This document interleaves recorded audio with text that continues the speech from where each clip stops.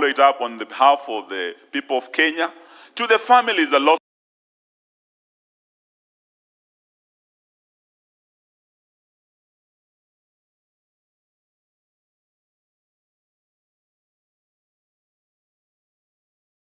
their dear ones, and we went to Kajiado to bury one of the young people. 3 of them, William Ruto himself acknowledged, passed on. We want to pass our deepest condolences to them. And as we move forward, this team is ready for the job you are going to give them. Martha Karua was my predecessor at the Ministry of Water. The water reforms she brought in Kenya today is what has put Kenya on the global map. She again preceded me at the Ministry of Justice. The constitution that you enjoy today in this country, success has many fathers and mothers, but one of the leaders who led the way, the trailblazer, who made it possible for constitutional review to be done and our new constitution to be in place, was none other than the Minister for Justice then, the Honorable Martha Karua. I was honored to go to that ministry after her, and we remained friends for many years. We implemented what she put in place, and today we can say that we have a team. Apart from her, we have a Speaker Muturi here, who was a minister. We have 2 gentlemen here who have been second in command in our country. The 10th Vice President of the Republic of Kenya, Kalonzo Musyoka, is part of this team. The 2nd Deputy President of the Republic of Kenya, Rigathi Gachagua, is part of this team. What you are seeing here is a team that is ready on day 1 to lead this country. It is a team that has worked with Kibaki and put in place the best policies this country has seen.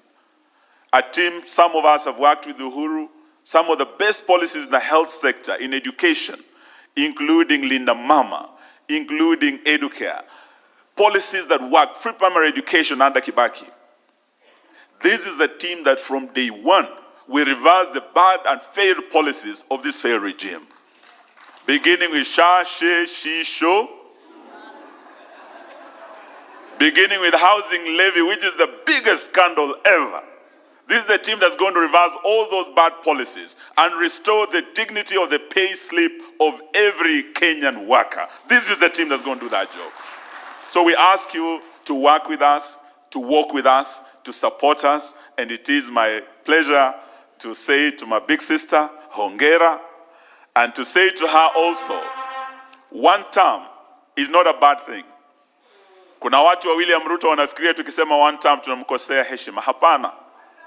Ukienda Malawi, si Rais Chakwera amepewa 1 term, si ndio? Wiki hii, juzi, Malawi wameamua, because Chakweranomics failed, just the way Rutonomics has failed Kenyans. Na wamemwambia aende asiende. Ukienda Liberia, George where nomics failed, just the way Rutonomics have failed Kenyans. Huyo jamaa wa Liberia alikuwa the same age as Ruto. Aliambiwa ni 1. Good luck Jonathan kule Nigeria. Aliambiwa ni 1.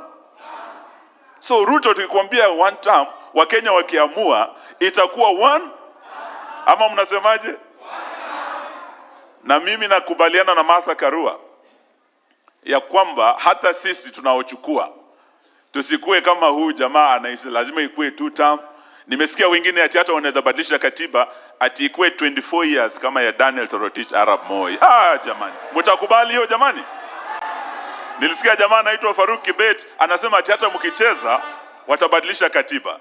Sisi tunawaambia haiwezekani. 1 term is asante, Mungu awabariki. Thank you, my brother Eugene. 1 nation, 1 purpose, 1 term. Asanteni sana. I will now call my political twin, His Excellency Kalonzo wa Musyoka. PLP.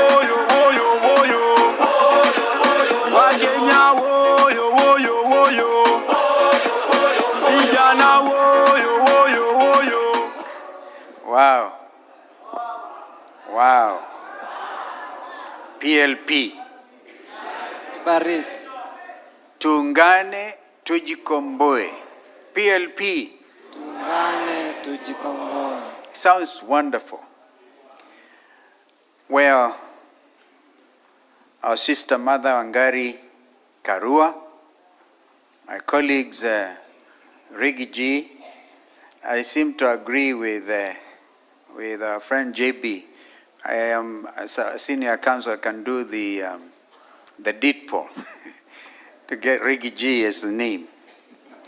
Our brother Eugene, delegates wa PLP, yetu tu ni wakupongeza, ni kuwapongezeni kongamano hili mahala hapa pa historia, fahari kubwa katika ujenzi wa taifa letu, na vile vile kugharamia hata safari ya kuhakikisha kwamba tumepata katiba mpya, ufungamano, na hata leo tumekuja kufungamana. Wangapi wako tayari tufungamane? Wakenya tufungamane. PLP, unite, liberate. Kabla sijasahau, kuna wengine, Mother had given us that leeway to introduce some of the members that are accompanying us. I want to recognize some who are Wiper Patriotic Front. Already, nitaanza na kijana Kamau Mbiu. Kamau Mbiu, Gen C. Tuko na kijana Muriuki Ndwiga, is our Deputy Organizing Secretary. Ako wapi Muriuki? Ako kule. Tuko naye vile vile mama wakili Degwa Njiru.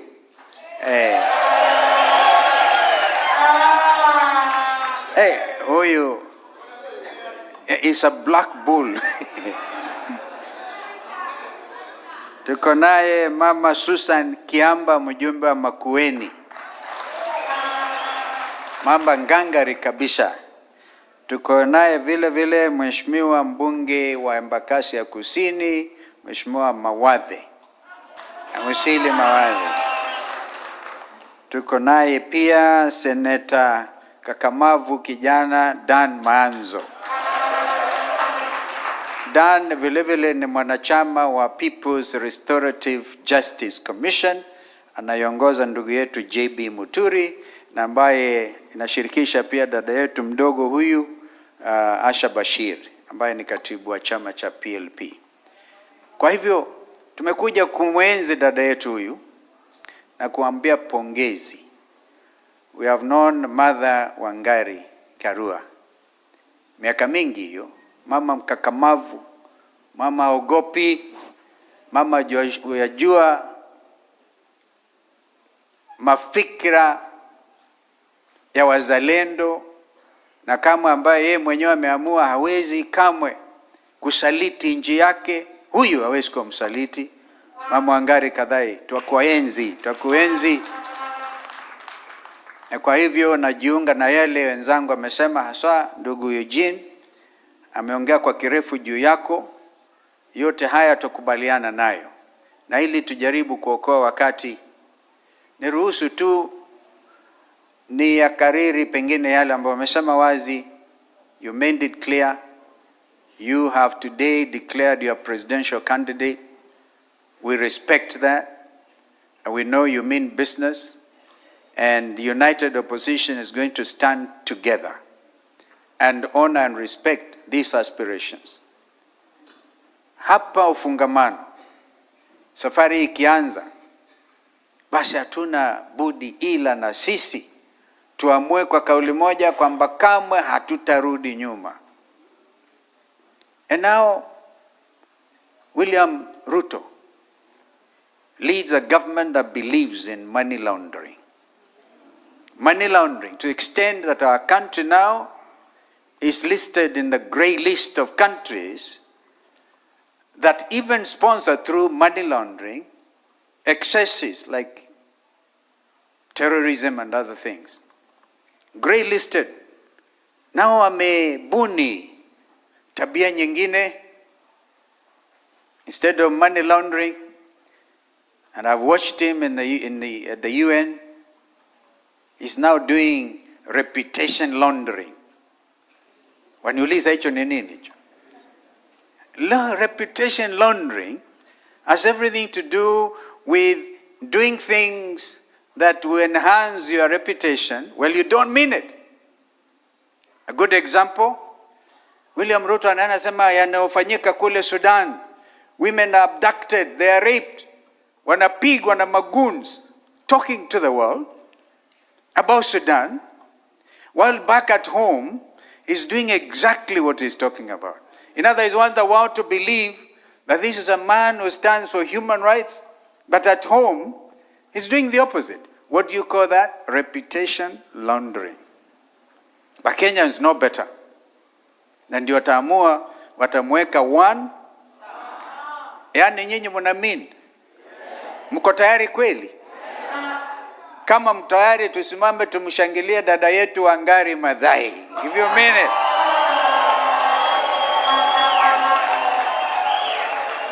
One term. Mother Karua, Rigiji, Linturi, Eugene Wamalwa, JB Muturi, ufungamano yote. Sisi wote wapinzani, lakini hatukai upinzani. We want to make these guys seriously. Don't internalize opposition. Do not internalize opposition. We are the government in waiting. Wangapi wanakubali hiyo? Yaani tunaunda serikali. Tunaiunda bila wasiwasi, bila uoga, kuogopa yeyote, tukimheshimu tu Mwenyezi Mungu na nchi yetu kuiweka pahala pake. So I want just to say, Mother, we are very proud of you. We know you've walked this journey together. Some of us have sacrificed. We don't want to also glorify sacrifice. You can never sacrifice enough for your country. And so, 29th, vijana, chukueni kama una kitambulisho kwanza, hands up. Kitambulisho na registrar of persons awe mstari wa mbele kuhakikisha kwamba vijana ambao wamefika umri wa miaka 18 bila matatizo yote, kuulizwa mambo mengi, anapata kitambulisho. Kisha baadaye aanze safari ya kuchukua voter registration, awe asajiliwe kama mpiga kura. Alafu a year, something less than 2 years down the line, Wakenya na waulizeni, kumbukeni the sacrifice our forefathers made. They fought in the forest. They didn't count how many days they were going to do it. General Waruingi and others, Field Marshal Kimathi, who deliberately gave out their life for us. Lakini ikifika kupiga kura, I just want us to do one thing. Because they, through their blood, gave us liberation, political liberation. Our young people on the 25th of June gave us this economic liberation, tena kwa kumwaga damu. And we cannot forget each of them. We can't. We will be naming each one of them every 25th of June. Na kuendelea kuwaenzi, that they would never have died in vain. Wafanyabiashara ambao mali yao iliporwa na usimamizi wa serikali ambayo haijaamini. Yaani nataka waseme ni Rigiji na kina Kalonzo na Martha ndio wamepanga nyinyi mporowe mali. Uongo mtupu. Serikali ambayo inaamini goonism. Yaani goons. Part of the Kenyan police force ni goonism. Aende asiende huyo? Goons. Yaani unatafuta jiwe uachilie Rigiji akitoka Marekani pale kwa flyover, ati gari yake mwagwe pale agongwe. What a shame. A government that believes in goonism. So, that is why we have to now sacrifice a bit more. I'm asking Kenyans, sacrifice for one day. Kina Deda and Kimathi sacrificed a whole lifetime. Whether it will be the 9th of August, I'm not quite sure the date. Those who do better calculation can tell us. or whether it is 11th of August 2027, amkeni mapema. Sacrifice one day. It will be worth sacrificing, particularly everybody who knows that their pay slips have been raided by this overtaxing regime. And we have made it clear what we shall do. Yes, even as we make it our business to make our agenda item number one term for William Ruto and his cartel, we also must also tell Kenyans what we shall do. Executive order number 1, number 2, number 3, number 4. No state capture. She has been canvassed widely. 104 billion shillings to give a software thing that is giving people incredible financial gain.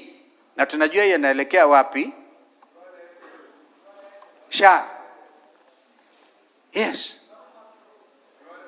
Then you have a government that said, okay, public-private partnership, Vision 2030 project under Kibaki na Sisi, high grant force, which is supposed to give power supply to the tune of 700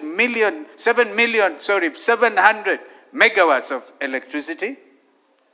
William Ruto shamelessly anaenda kuangalia Renaissance Dam in Ethiopia. And here he is killing that initiative, where he gave international commitment to Prime Minister Sunak of UK then, that this project will continue. Inapita makamiti yote imeidhinishwa, but because he wants to give it to his cartel leaders, anasimamisha. Yesterday I got wind again, yet another Kenyan driving on Mombasa Highway, kijana, young, promising young man, and a drive into a trailer, because Mombasa-Nairobi Highway is a killer road. And there are people ready, again through public-private partnership, Usawa and others. Just because they are not your friends, unaweka brakes. We will fast-track these projects, particularly in honor of Mzee Kibaki. We will fast-track them. We know what we shall be doing. We know our country. We know the disadvantage that we have been taken through. But this is your day, mother. It's not my day. I'm only your twin. And I've come here to tell you, get at it, keep at it, together.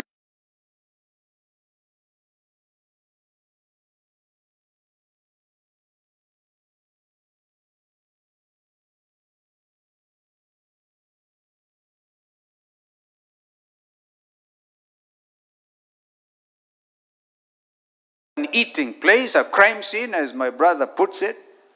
Even if he's going to call the whole IEBC to State House and declare himself the chairman of IEBC, Kenyans are very clear. He will be one term.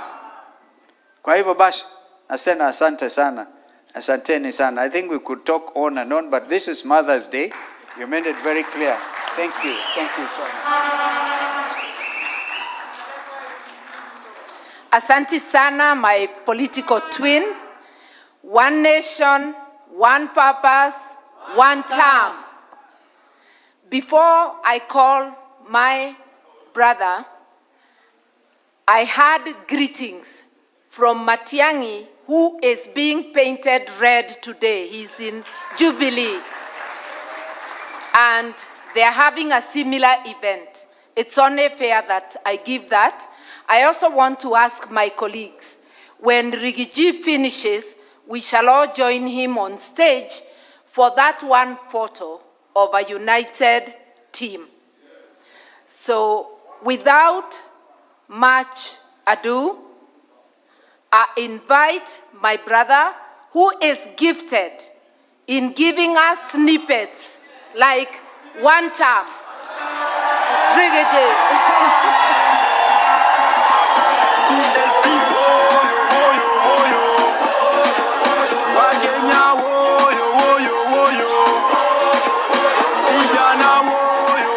Thank you. Asante sana. Thank you. Please be seated. Thank you. Asante. my sister, the party leader of PLP, the Honorable Mother Wangari Karua, the Iron Lady of Kenyan politics, and the newly unveiled presidential candidate for 2027,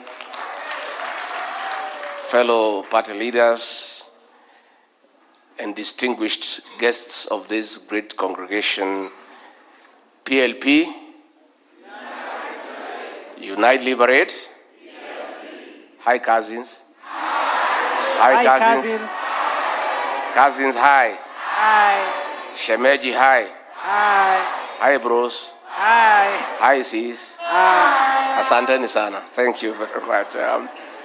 Let me take this opportunity on behalf of DCP and our supporters across the country, congratulate the Honorable Mother Karua for having been given the green light by her party to be a presidential candidate in the forthcoming general election.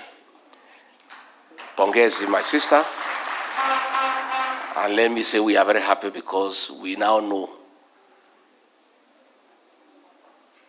a good leader is available to lead the country. The Honorable Mother Karua has incredible credentials in matters governance, democracy, justice, and studying family for the people of Kenya. Her stand cannot be compromised by anybody. If there is one leader I believe in this journey, because this journey is difficult. Many will fall by the wayside. Many will be bought. Many will be compromised. Many will waver.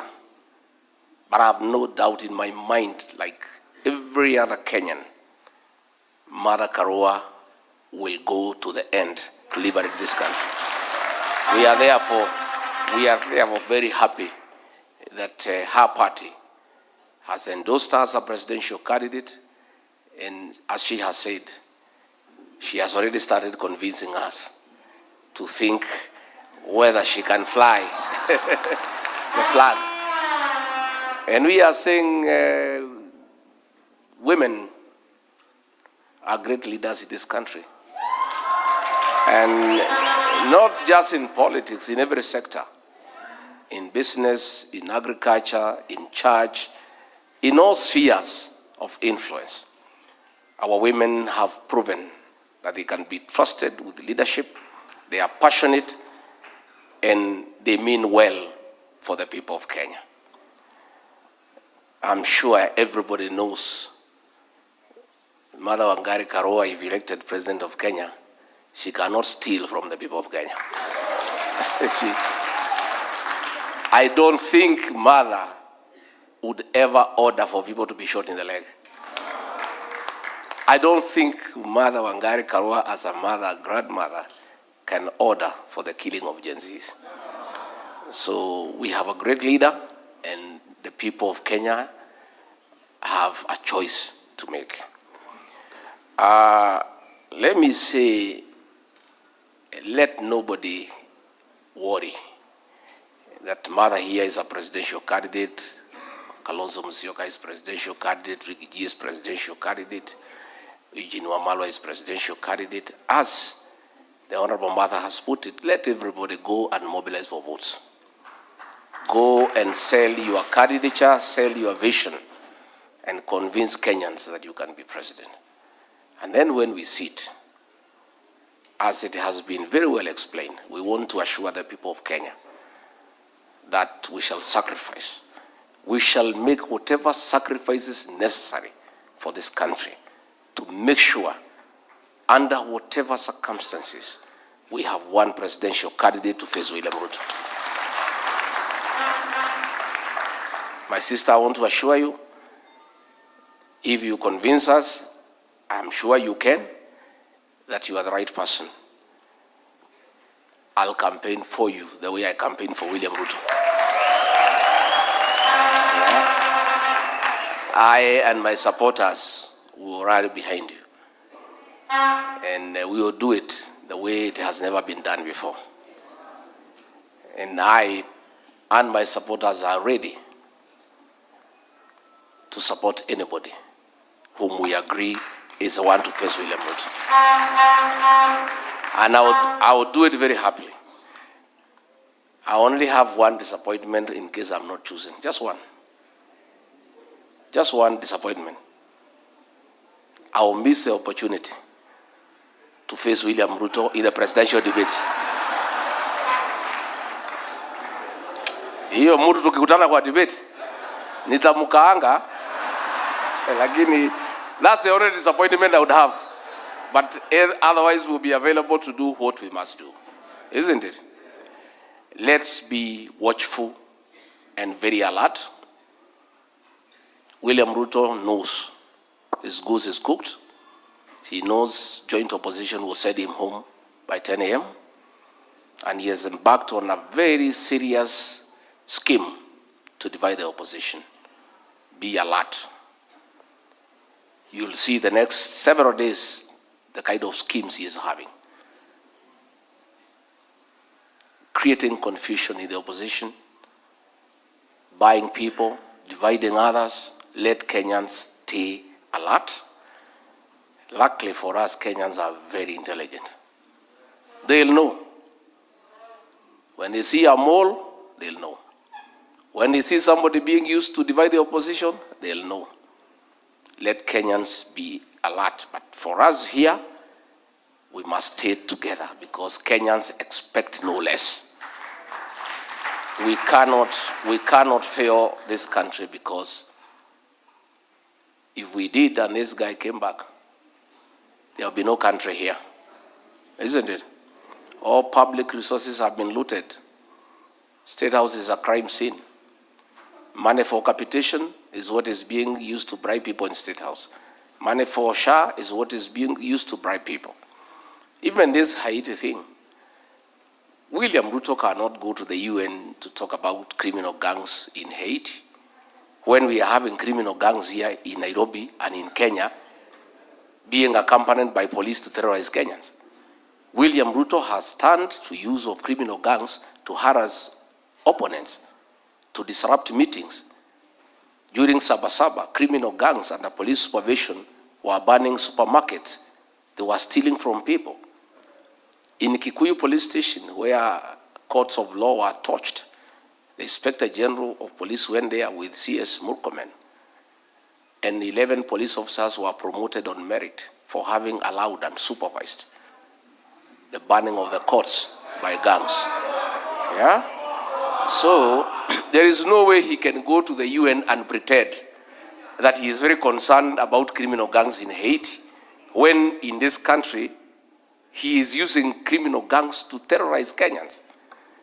The last time he had a tour of Nairobi for 6 days, he was walking around with gangs. Goons are the ones who are accompanying the president. I even saw somewhere, when unveiling a housing program, he actually introduced one of the goon leaders in Nairobi and gave him the presidential microphone to talk to the people. That's how low we have sunk as a country. And then he is at the UN there pretending to look very holy, the way he cheated us with the Bible. Lakini wazungu wako huko walimuonea 18. Saying how concerned he is about Haiti. It is because Haiti is a conduit for stealing public funds. And that is why it is continuing. As the Honorable Eugene have said, William Ruto, let the policemen come back here and deal with crime. In Nairobi today, people are being mugged during daylight. You cannot walk around in Nairobi at 6 p.m. And instead of these policemen coming here to help us deal with those gangs, they are somewhere in Haiti being killed and being butchered. I saw him shamelessly condemn the use of arms in Sudan. Yet everybody knows he is the one who is doing business with Hemeti and exporting guns to Sudan to kill women and children. And then he is there at the UN Assembly pretending. This guy is one of the most deceptive leaders we have ever seen in the history of this country. Everybody knows the arms in Sudan are from Kenya. And he is the one who is behind it. Then he is there pretending to condemn. You know? So, good people, let us stay united. Let us stay focused. We have a job to do. We're going to do it. Kenyans are behind us 100%. It's only we leaders who can let them down. And Kenyans are looking upon us. Yeah, they are looking upon us to provide leadership and to do the right thing to restore our country. And as the Honorable Mother has put it, once we form government in whatever capacity, whatever role our BS to play, we must restore our nation. You know? And that is the job at hand. We must make sure we have a functioning education system. We have a functioning health system. We bring to an end abductions and extrajudicial killing. We must restore the dignity of the payslip. And I said the other day, and Ruto was abusing me, I said, the government we shall form, our first job is to abolish the housing levy. Isn't it? Yeah, and these houses, we give them to the county governments to manage them, collect rent, and refund the money they have deducted from the people of Kenya. Yeah? And then, Ruto was crying that we have no brain, because we are saying we must do the right thing. And we allow him to say what he wants to say. But when the votes are counted, you understand who has brain in this country. Yeah? Si imebaki muda mchache sana. Yeah, it's looking ni mbali, lakini ni muda mchache. I heard Musalia saying that in Africa nobody can be one term. Sasa wewe Musalia, hii Malawi, is it in Europe or is it in Asia? Yeah? Which Africa are you talking about? We saw it in Botswana. These things are happening and Kenyans are awake. And what is happening in the continent, Kenyans are watching and they are getting prepared. So Jenzimbo, nyinyi ndio dawa ya kasongo. Please, mchukue vitambulisho na mchukue kura. What you are doing on the smartphone is very good and we applaud you. And we really are very happy by enlightening Kenyans on what is going on. But the true and the real transformation of this country will happen on the ballot box. You must have the tool of change. The tool of change is the vote. So much as you are passionate on the smartphone, you must go to the next level and register as voters and help restore this country. You owe it to this country, Gen Zs, and you must understand you are the greatest shareholders in this country and stakeholders because you have longer to live than all of us. So you have a duty to make sure that you are governed properly and the country is run in an efficient manner where there is prosperity. And if you do that, things will be very good. I have many leaders that who are here. We have, of course, the Honorable Mithika Rinturi, the organizing secretary wetu wa DCP. Tuko na the Honorable Maina Kamanda, is a chairman, is a chairperson of the eminent persons in DCP. We have the Iron Lady of Naivasha, the Honorable Jane Kihara. We have the MP for Ebaka Central, Major Dong. We have the MCA for Kanyanyaini in Kangema, Grace City. We have the immediate former member of parliament for Moya, Kabinga Wadhayu. We have the immediate former MP for Limuru, Peter Mwathi. We have women rep aspirant for Kiambu, Mase Nongari. We have Secretary for Economic Affairs in DCP, Dr. Peter Mbai. We have the MP for Tetu, Geoffrey Wandeto. We have the Mheshimiwa Karani, the MCA for Utawala. And thank you very much for coming. And then we have our leaders of Gen Z, DCP National Youth Leader, Wanjiko Thega. That young girl was charged with terrorism at the Kahawa courts. This little girl. I don't know why Ruto, anagopa mpaka wasichana kama hawa sasa. This little girl. What harm can this girl do to you? ati afungwe mwaka 50. And then we have Kawanjiro, another youth leader pia alikuwa ameshtakiwa na terrorism. He was arrested by 300 DCI officers. Hii kijana mdogo huyu. So mimi, Honorable Mother, tunakushukuru. Sisi tuko pamoja. And we start together. And this thing we will deliver this country. This country will be delivered. Believe you me. Na musijali, pesa ni mingi ya Kasongo ikuliwe. Si ndio? Ndovu isisikwe na nini? Na pembe. Bora tu hiyo pesa usichanganye na ile yako. Kwa sababu iko na damu ya Gen Z. Hii pesa ni ya kukuliwa sokoni na kulipa mashailok. Usinunue mbuzi, usipeleke mtoto nayo shule, iko na damu ya Gen Z. Lakini hapo sokoni ukule, alafu muende nyumbani. Na I'm very happy watu ya Kiambu walienda kwa Kasongo wakabadilisha bei. Alikuwa analipa 3,000 wakabadilisha mpaka 10. Watu ya Meru wakafika huko wakasema ni 10. Watu ya Murang'a ni 10. Lakini ile wa Kiambu waliibiwa na waheshimiwa 4 wakapata 6. Na hiyo waheshimiwa wakasema hakuna shida kuibia mwizi. Wakasema si mtu ni mwizi, si ameibia wa Kenya, na hao wakaiba hiyo pesa. So ni wizi tupu ndio kitu naendelea Kenya, wizi. Pale Mbeere North, there is a by election in Mbeere North. Watu huko tumeongea na tumekubaliana. Tumesema nyinyi mkule maneno, mfanye kama watu ya Kipipiri. Watu ya Mbeere pale, the place is like Europe. Hata change hakuna. The currency in Mbeere is 1,000. There is no change anywhere. The economy of Mbeere North is on another level. You know, mzee moja amenipigia ameniambia alikuwa anachinja nguruwe moja per week. Anachinja nguruwe 3 kila siku na inaisha. So the economy of Mbeere North is on another level. Lakini watu ya Mbeere wameongea, wamesema waendelee kukula. Wakule. Uchaguzi ni ya 27th. On 24th at midnight tunafunga hoteli. Kura yote kwa Karis na Kasongo anyolewe. Najua huyu Kasongo hii pesa ameiba wa Kenya.